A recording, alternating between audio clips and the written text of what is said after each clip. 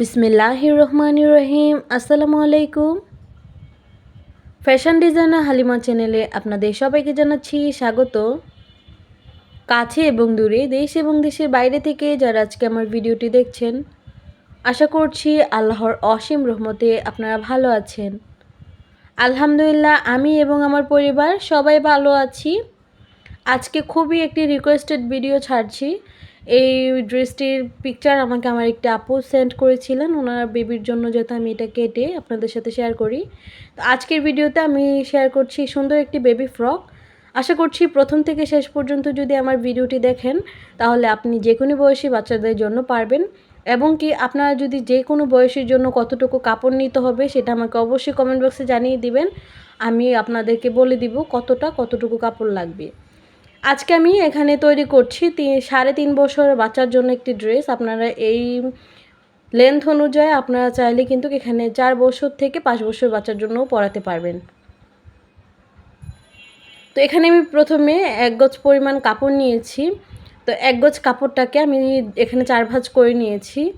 তো আমাদের জামা টোটাল লংটা হবে 30 ইঞ্চি, উপরে 10 ইঞ্চি আর মাজার দিকে 20 ইঞ্চি, মাজার থেকে যে ঝুলটা হবে। তো আমি এখানে 20 ইঞ্চির মতো কাপড় কেটে নিচ্ছি। তো প্রিন্টেড কাপড়টা লেগেছে আমাদের এখানে 1.5 গজ পরিমাণ।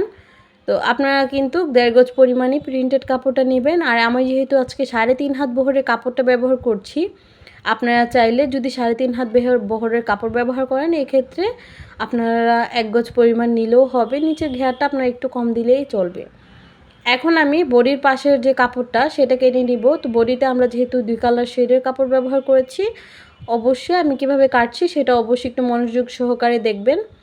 তো কাপড়টাকে আমি প্রথমে 4 ভাঁজ করে নিব। অবশ্যই এটা ভালোভাবে ভাঁজটা করে নেবেন, যেহেতু আমাদের কাপড়গুলো অনেক সময় মার্কেট থেকে আনার পর কুঁচকে থাকে। এক্ষেত্রে আপনারা চাইলে আয়রন করে নিতে পারেন।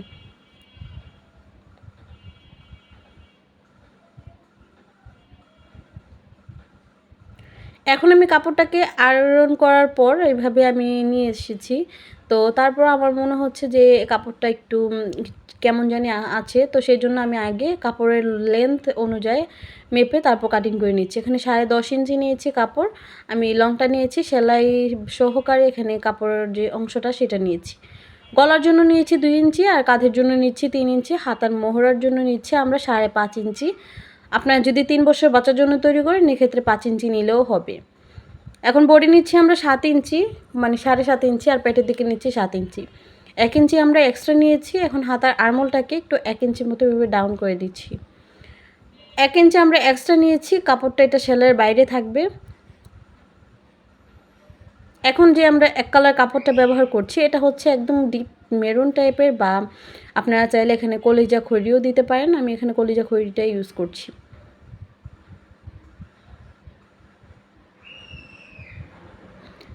অবশ্যই দেখতেই পাচ্ছেন আমি কিভাবে জামার যেই লংটা সাথে আমি 5 ইঞ্চির মতো বা 4 ইঞ্চির মতো একটু রেখেছি। এখন গলার জন্য আমি যেহেতু বক্স প্লেটেড গলার দিব, এখানে আমি 4 ইঞ্চি নিয়েছি। আপনারা চাইলে এখানে 3.5 ইঞ্চি নিলেই একদম পারফেক্টলি হবে। হাতার এই সাইডের যে মোহরের অংশটা সেখান থেকে আমি খয়েরি কালার অংশটা দিয়ে গলার পট্টিটা দিব। এক্ষেত্রে রং উঠে যাওয়ার কোনো ভয় থাকবে না।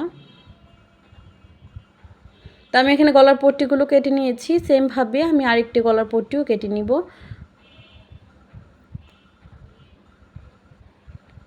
এখন যে সামনের দিকে বডির পাশের যে কাপড়টা সেটাকে আমরা আলাদা করে নিচ্ছি। আলাদা করার পর এই কাপড়টার উপর আমরা যেই 1 কালারের কাপড়টা সেটা দিব, দিয়ে তারপর এটা সমানভাবে আমরা কাটিংটা করে নিব। এক্ষেত্রে আপনারা চাইলে আরেকটু উপরের দিকে কাপড়টাকে উঠিয়ে নিতে পারেন, যেহেতু আমাদের 1/2 ইঞ্চি ভিতরের দিকে চলে যাবে সেলাই করার পর।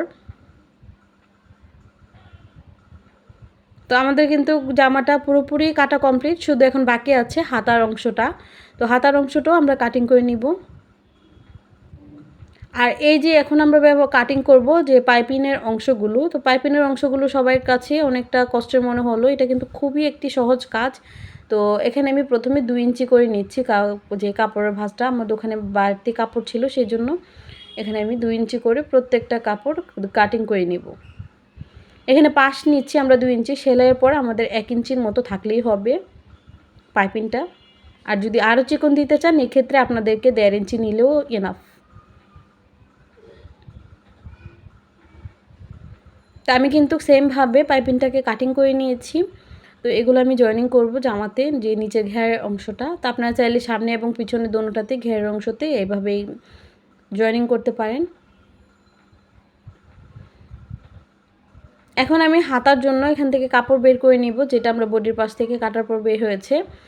এখন আমি এখানে 6 ইঞ্চির মতো কাপড়টাকে কেটে নিচ্ছি। আমরা লং নিয়েছি জামার যে হাতার অংশটা, সেটা 6 ইঞ্চি। এখন আমি এই সাইড থেকে হালকা করে এভাবে একটু ডাউন করে দিচ্ছি।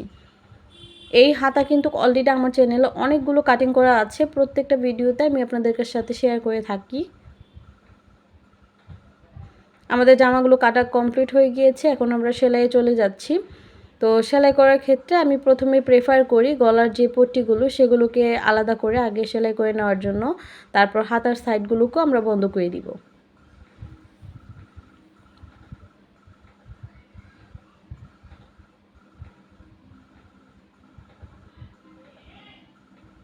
সেমভাবে আমি প্রিন্টের যে গলার পট্টিটা সেটাকেও এভাবে সেলাই করে দিচ্ছি। তো আমাদের কিন্তু গলার পট্টিগুলো একদম সেলাই করা কমপ্লিট। এখন আমরা যে হাতার সাইডগুলো সেগুলোকে সেলাই করে নিচ্ছি। তো সেমভাবে আমি হাতার পট্টিগুলো সেলাই করে নিয়েছি।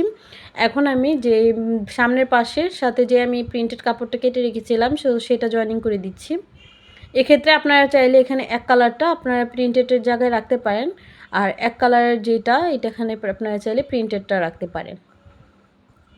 এখন গলার পট্টিটাকে আমি জয়েনিং করে নিচ্ছি এবং পিছনের পার্টের যে ব্যাক পাশের সেমভাবে আমি একই রকমভাবে পট্টিগুলোকে জয়েনিং করে নিয়েছি। এখন আমি কাঁধের অংশগুলোকে জয়েনিং করে দিচ্ছি।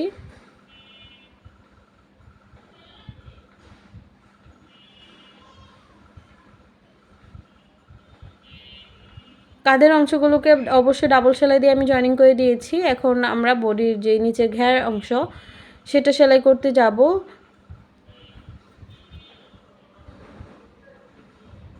নিচে ঘেরের অংশটা সেলাই করার আগে আমি নিচের যে পাইপিংয়ের অংশগুলো সেগুলোকে এক একটা পার্ট পার্ট ভাবে জয়েনিং করে নিব। জয়েনিং করার পর আমি সুন্দর করে যে নিচের পোর্শন সেটার থেকে আমরা উল্টো দিকে রেখে আমরা পাইপিংটাকে জয়েনিং দিব।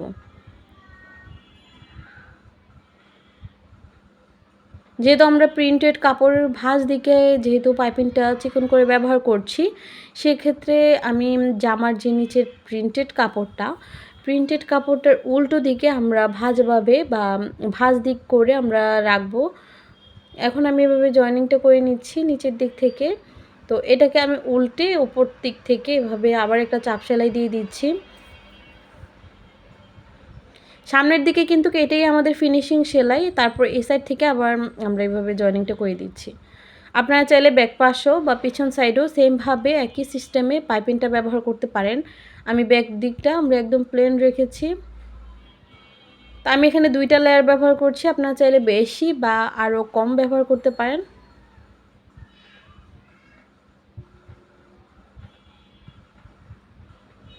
তো সেমভাবে আমার যেহেতু এভাবে পাইপিং 2টা লাগানো একদম কমপ্লিট, এখন আমি মাজার সাইডে জয়েনিং দেওয়ার জন্য এখানে আগে থেকেই কুচিগুলো রেডি করে রাখছি। এক্ষেত্রে আমাদের বডির সাথে যে নিচের ঘের অংশটা জয়েনিং করা হবে, এক্ষেত্রে দেখতে খুব একটি আনকমন লুক দিবে।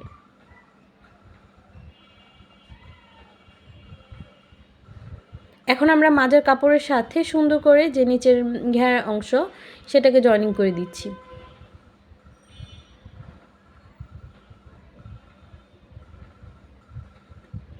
সেমভাবে আমি পিছন দিকের যে পাটটা সেটাকেও জয়েনিং করে নিব। জয়েনিং করে নেওয়ার পর এভাবে একটা ডাবল সেলাই দিয়ে দিচ্ছি।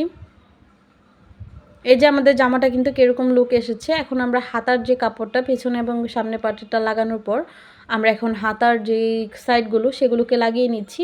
আমাদের শুধু কাঁধের অংশের সাথে শুধু 3টা করে 6টা কুচি পড়বে।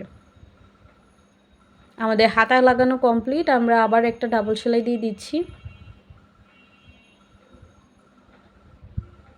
এখন আমরা পিছন পার্টের যে ঘেরের অংশ সেটা নিচ দিকটা আমরা সেলাই করে নিচ্ছি। অবশ্যই এই সাইডটা সেলাই করার সময় একটু মাপ দিয়ে নেবেন, যেহেতু পিছন পার্টের সাথে সেম কন্টেস্টেতে বা সেম পথে যেত থাকে। এখন আমরা বডির এক সাইড থেকে হাতার অংশ থেকে এভাবে ধরে নিচে পর্যন্ত বডির যেই ঘের পর্যন্ত আমরা সেলাইটা একদম বন্ধ করে দিচ্ছি। এক্ষেত্রে আপনারা চাইলে এখানে বেল্ট ব্যবহার করতে পারেন। আমি কাঁধের বা পিছন দিকে ফিতা ব্যবহার করব, তো ফিতাটা আপনাদের সাথে শেয়ার করছি না। এ হচ্ছে জামার ফাইনাল লুক। আপনারা চাইলে কিন্তু এখানে খয়েরি কালার উপরে আপনারা চাইলে এখানে প্রিন্টেড কাপড়টা দিয়ে একটা বউ বানিয়ে নিতে পারেন। আজকের ভিডিওটি যদি ভালো লেগে থাকে অবশ্যই ভিডিওটিতে একটা লাইক দিতে ভুলবেন না।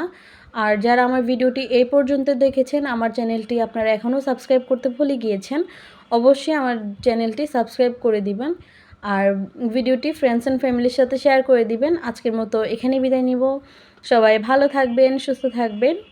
আল্লাহ হাফেজ। আসসালামু আলাইকুম রহমতুল্লাহি বরকাতু।